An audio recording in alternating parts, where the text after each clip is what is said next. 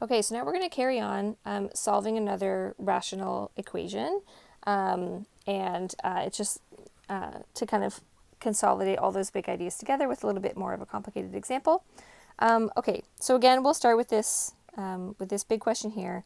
When we're being asked to solve 2 over x squared minus 1 equals x over x plus 1, what is that actually asking? So a couple different ways we can look at this. One way is to look at this as one function, f of x, and this as another function, g of x. And one way to look at it is, when are those two functions equal to each other, right? So we're asking about where's that point of intersection. Another way to do this is to reframe that question into, say, 2 over x squared minus 1 minus x over x plus 1. Where is that equal to 0? So now we have like a totally new function, h of x, and we're asking, where is that equal to 0? So where does it have, what are the roots of the equation, or where does that intersect the x-axis?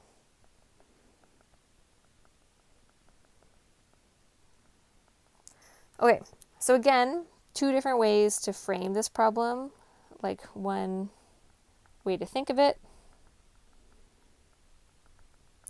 and then another way to think about it.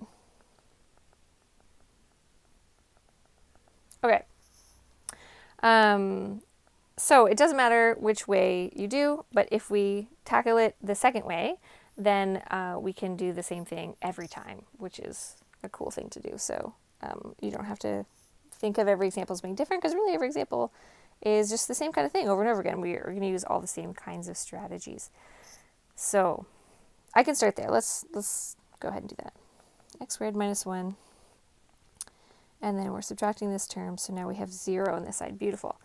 Okay, now this one I'm going to do something I didn't have to do in the examples I showed in the previous video, but it is really something that we do all the time when we have more complicated functions to work with, and that's start by factoring. Okay, so we always want to do this whenever it's possible. It's just the other examples that I showed you, they were all linear, so there was no factoring needed. But as soon as there's a quadratic or a polynomial of any degree higher, then you want to start by factoring. So 2 can't be factored, x can't be factored, x plus 1 can't be factored, but x squared minus 1 can. So I'm going to start there.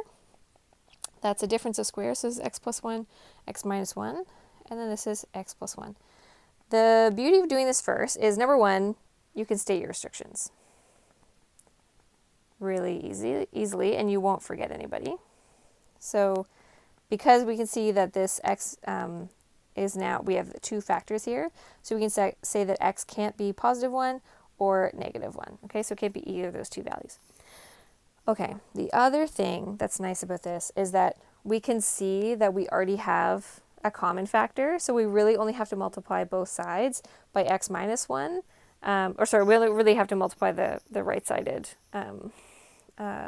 term by x minus 1, and then we'd have a common denominator. But again, I really want to hammer home this idea that you can just use the same strategy every time. So I'm just going to multiply by the lowest common denominator on both sides. So that lowest common denominator is the denominator that both of those denominators could go evenly into. So that's x plus 1, x minus 1.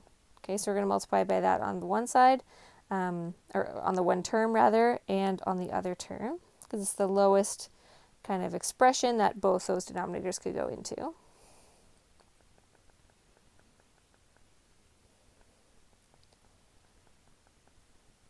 Okay, and that still equals 0 on that side. Okay, so I know this is killing some of you who just want to do a shortcut, but again, I'm just really trying to stick to this idea that we can do the same thing every time, okay? So it's not going to look different every time you look at a different kind of example. It's really all the same thing. Here, we can see that both of those cancel out, okay? On this side, we can see that we have the x plus 1 factor cancels out on both sides. So we're left with this 2, and then over here we have x times x minus 1 equals 0.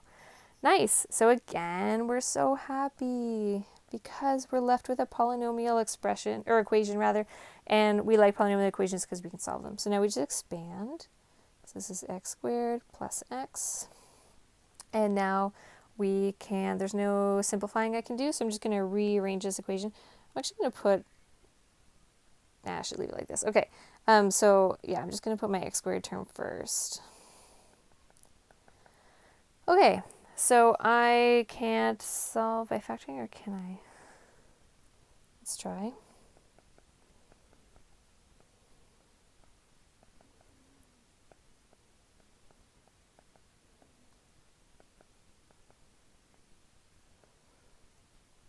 -2 plus 1 would work.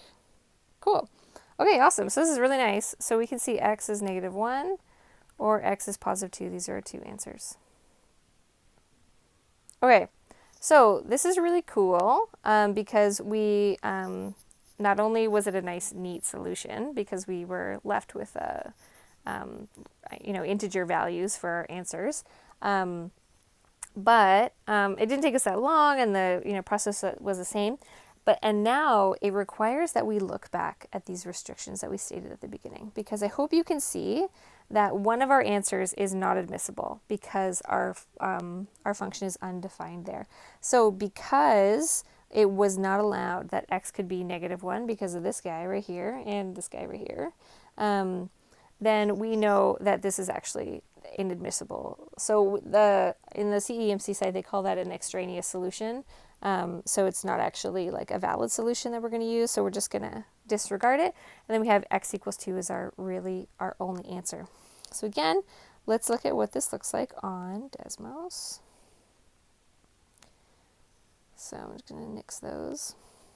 Okay, so our original question was 2 over x squared minus 1 and x over x plus 1.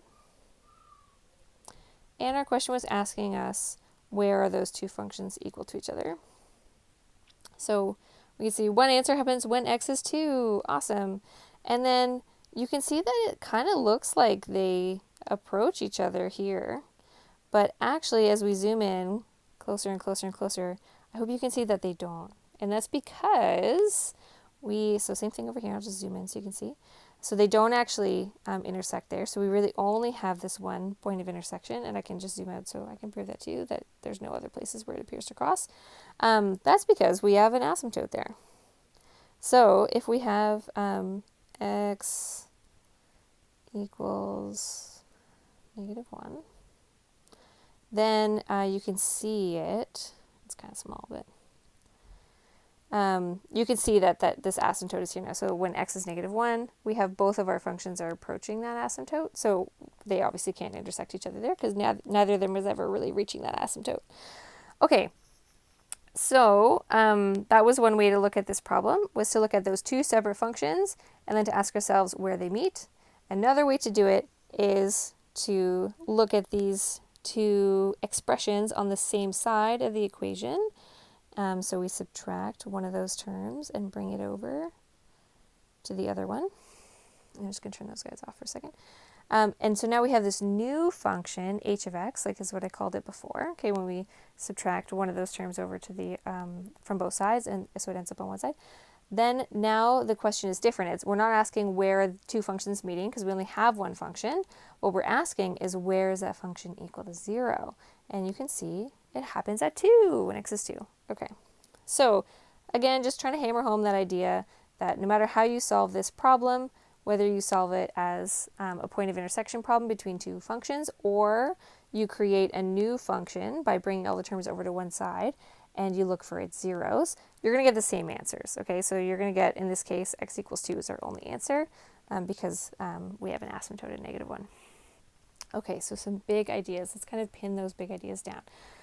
So I'm going to kind of jot those things about the graph first. So we can either look at if we have like a function equals another function, we're going to get the same solutions if we do some function minus the other function equals 0. Okay, so two kind of ways to frame that. So we can talk about a point of intersection between two graphs, or we can talk about creating a new function by bringing all the terms to one side. Oops. I don't really like that phrase of bringing terms over, but I know that students do. so I'll use it. And then asking ourselves, where does this new function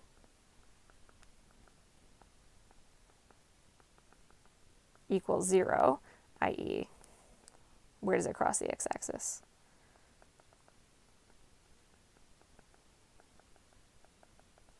Okay, cool. So that's just like the big picture. Now, algebraically, to actually do the solution,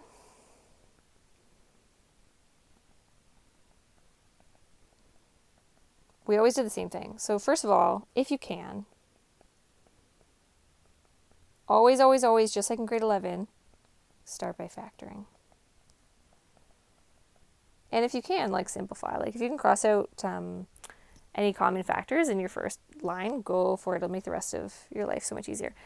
After you factor, then you'll be able to state restrictions. And you really do need to do that first before you cancel anything out. And then refer back to this, like, later. Okay, remember this step at the end so that you can check, like in the last example I just showed, if one of the solutions that you got is actually inadmissible because you have a restriction there. Okay, so after you do that, start by factoring, stating restrictions just like you do in grade 11. Then what you're going to do is you're going to multiply all the terms by the lowest common denominator, that LCD.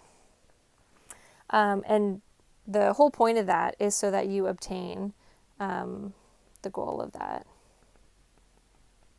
is to obtain a polynomial equation,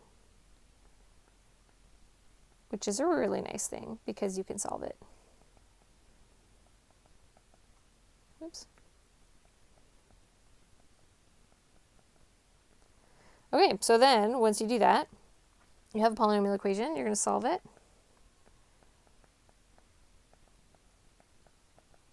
And then you just need to check, you need to compare your answers to your restrictions and make sure that you're not including any values that are not allowed. Also, I guess I should say, if the question is actually asking you for the point of intersection, then you actually have to, like, once you find the x value, you have to plug that in to find the y value. So we didn't do an example like that, but you could very easily be asked a question like that. So I'm just going to tack that in here. So once you've done all the solving, all you have to do, you found x, you just plug it back in and find y.